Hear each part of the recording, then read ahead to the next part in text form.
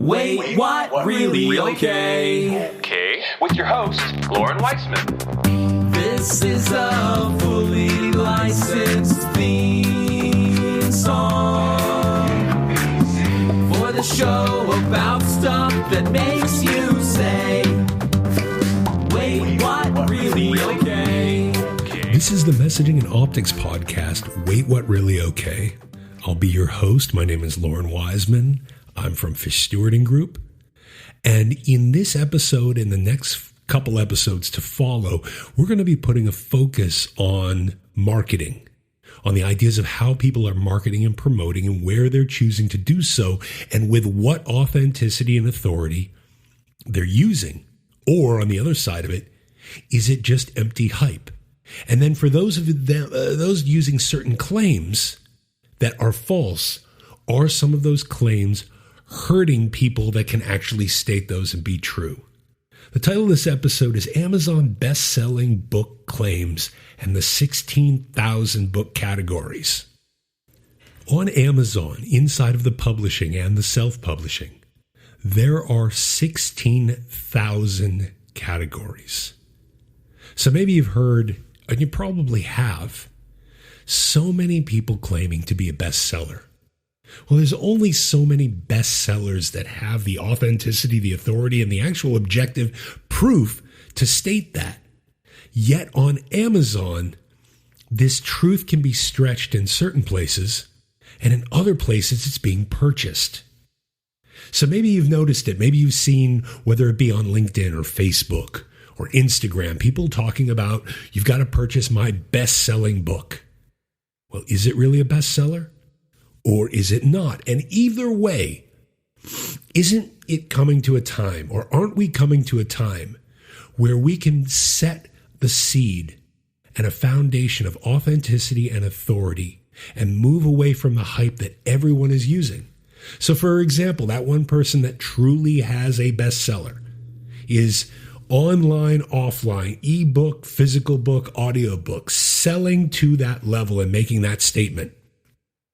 Even them, for them to consider stepping back because that statement can be false. That statement can be contrived. That statement can be purchased. That statement can be massaged. And what I mean by massaged is there are publishing companies out there and book promoters that will advise you to put your book or write aspects of your book in a certain category where there are very few other authors or other sales. In turn, you get this nice little snapshot. You get 7 people to buy it, 10 people to buy it, 20 people to buy it. And now you come up with a number 1 ranking, a number 2 ranking, and you're a bestseller. That strikes me as a little bit of a lie, deception, and immoral. Maybe it doesn't bother you. That's your choice. On the same note, many of these bestseller models, these are the publishers and some of the book promoters that just showcase a questionable ethical standard. You can pay them or pay companies that they independently contract, where in a given period of time, you will set this book, and this is the funny part, it's not a bestseller because you've given it away to robots. They'll set the book for a certain time to have a series of robots download the book. So in this one compressed amount of time, all of these bots will download your book and then pump your rating up for just, a few minutes.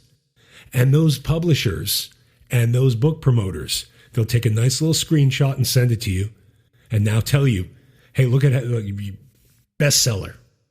Yeah, you were a bestseller for a moment, except you weren't a bestseller. You lied. You purchased that time to be downloaded by bots. You gave the book away. So maybe if the truth came out, it would be a little bit more along the lines of best robot downloader for a few minutes. The point being here is it's questionable in how many people are handling the ethics, the authenticity, and the tactics of getting a book out. So I invite you, and maybe you're not the type, maybe you are. I invite you to set and plant the seeds of authenticity, of authority, of just that element of honesty when you're putting your book out. Now, on the other side of it, maybe you don't need to write a book. And there are a lot of PR agencies and a lot of marketing companies. You got to have a book. You got to have a book to showcase your authority. What if you don't have a book in you? Then don't write one. Maybe it's creating a podcast. Maybe you have a podcast in you. Maybe you have a video series. However, when you begin to use these fake methods and false measures to try to up and amplify your authority, it's being built on something that is not real. Reviews can be bought. Books can be bought. You can go to some of these sites out there and they will pre-write a book for you. There are AI systems that will do it. There are companies that will sell you a package where they just say, move this around, create a cover, add this, this, and this, and your book is done. And I've commented on one of the companies and I told them, I said, it's not stealing, because they wrote this material, they've adjusted it in a number of different ways, and they sold it to you. So it is not stealing. However, it is absolutely plagiarism, because now you're using other people's words and you're claiming them as your own.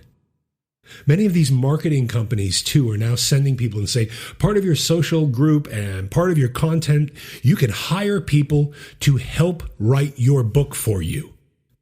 And I remember going back to the sites and like, help write your book with you? No, for you. Many of these people are writing. Now, there's an aspect and there's a fine line and there is some morals around the ghostwriter or that person that's writing alongside. That's one thing. However, to just flat out state this is what you created when you didn't create it at all, it makes it a little bit questionable. And would you turn around and state, oh, I went to this company and I bought this and I moved these paragraphs around, I changed some chapter titles, I put this on. If you're not prepared to share any method, any step or any part of how you created your book and how you put that out there and how you promoted that book, if you're not prepared to share that with the audience that might buy it, then maybe just for a moment consider it's not necessarily something to do. Oh, well, all these people are doing it. And there are plenty of people doing it. You can search right now online how to get an Amazon bestseller.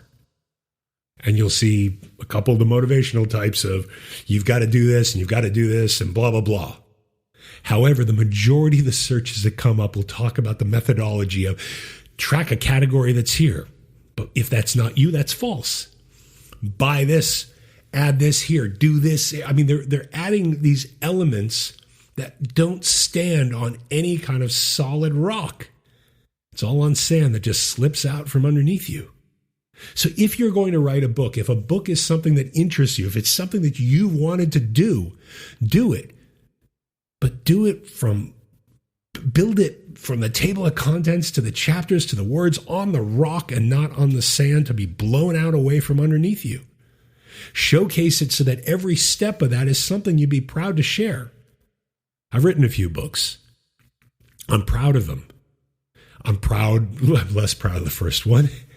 I'm proud of what was done and how it was done and the problems that I had and the stuff that I came up against and the nuances and the delays and the costs and all of it.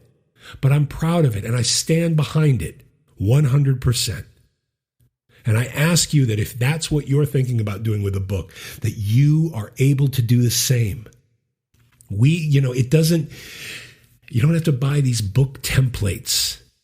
You don't have to write some of these writer courses, take it with a grain of salt as something that one person has done.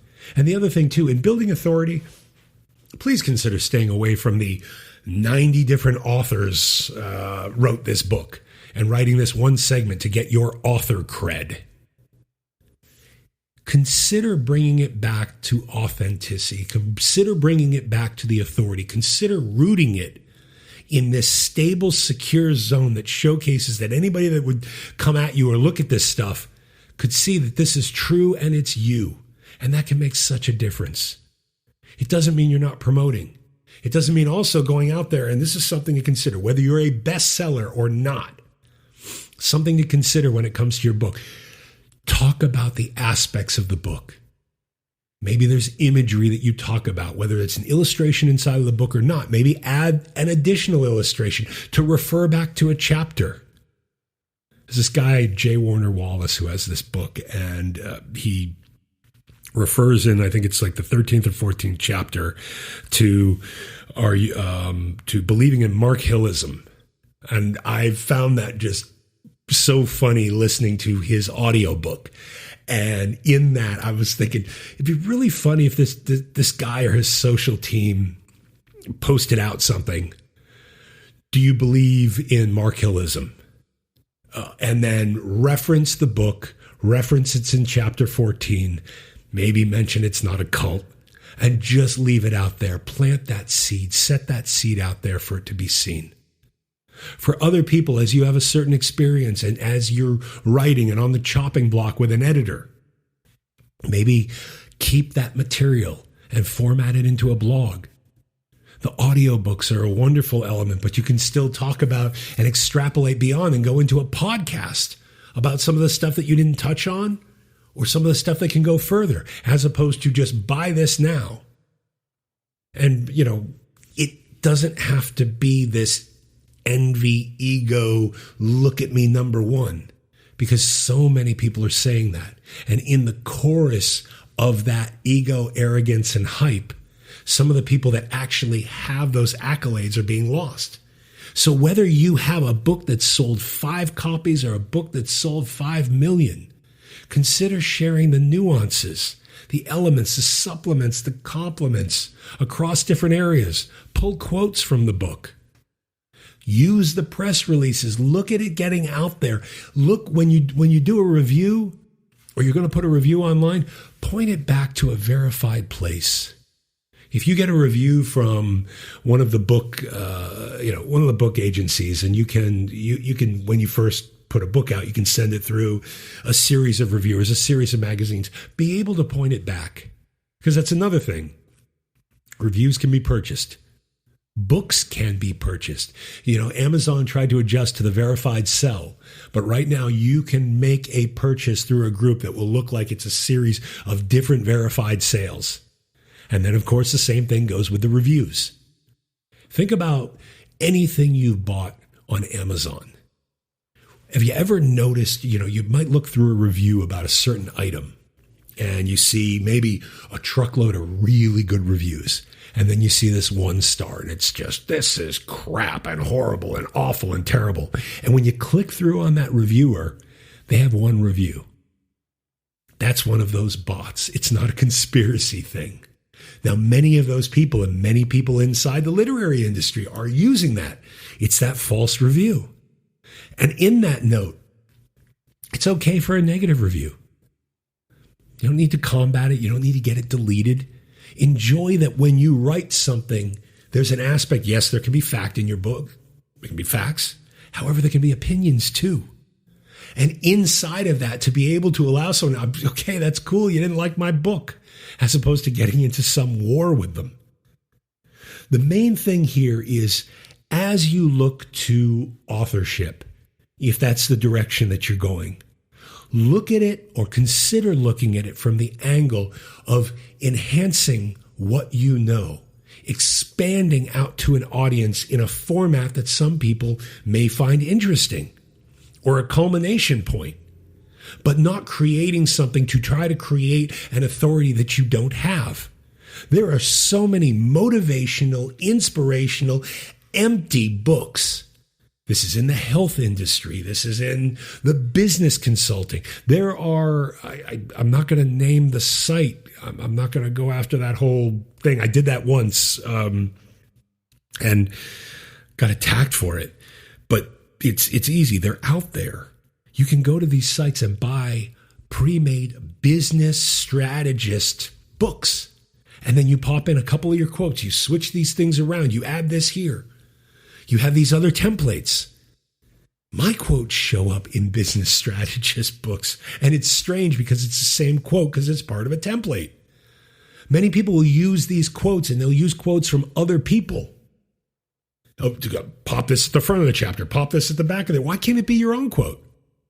Or if you're going to put a quote into a book of yours, talk about why you placed it there, as opposed to using materials to try to enhance what might not be so strong. The point comes down to, and the ask, I guess, consider grounding yourself in your book in honest, moral, and authentic strategies and tactics as well in your promotion. Use this instead of the false hype, instead of the false pretenses, instead of the fake numbers. And regardless of whether you're just starting out, and maybe you've had 6 books sold, or maybe you have 6 million, consider this is a dirty area where the perceptions are off. And that maybe where you might be reaching a new audience, even though you have a great deal of sales, you could sound like, look like, and come off like everyone else. So inside of doing that book, consider finding the category that suits the book, that honors the reader, and not just trying to find one of the 16,000 categories on Amazon to try to get a bump up in a number that doesn't really mean anything. And in the end, is that what you want to attract? Do you want to attract that individual that's looking for a bestseller, for a quick, almost like drug fix? Oh, they're going to buy it. Or are you putting out a book to form relationships, form connections with, maybe build business with? Because if you're working the angle of just pure hype and hoopla and a false popularity, this individual or these individuals that are attracted to that may just end up jumping on the next train or the next bestseller and throw you off in the trash and your book behind. Consider grounding in the authenticity, the authority, and the truth. From there, it makes it a lot easier to defend yourself or defend the case for where you're coming from because you're not hiding anything when it comes to your book or what you know. From there, look at the realities. Okay, a whole bunch of people making up and buying reviews so that when you share a review, share back to the site. Share back to an individual. I mean, I really, and I get tired of it on Instagram. Bill J or John S loves this. How do I know you didn't write that? And a lot of people are doing that. Give me something that leads back. Give yourself something that leads back. Discuss elements. Implement quotes. Add little videos. Talk about the aspects about it. Format it into the audiobook. Put it into the ebook. Consider translations. Consider organic, authentic, honorable methods to continually expand and extend the reach of your book without the same bestseller, bestseller, bestseller. Buy my book, buy my book, buy my book. There is so much room for positive messaging and content that can come out with your book. And it doesn't have to be the same message over and over again. And that in turn might set up for endurance sales and endurance connections well past the initial release. In the end, and I guess I rambled on a little longer than I'd intended to, look past the claims, consider stopping and no longer making claims, and share organically, authentically, authoritatively at every step of your book, all the way through the promotion and the marketing of it. And I believe it will serve you that much better. It will serve your audience that much better. And it will stand as something you can be that much more proud of. Wait, what? Really? Okay.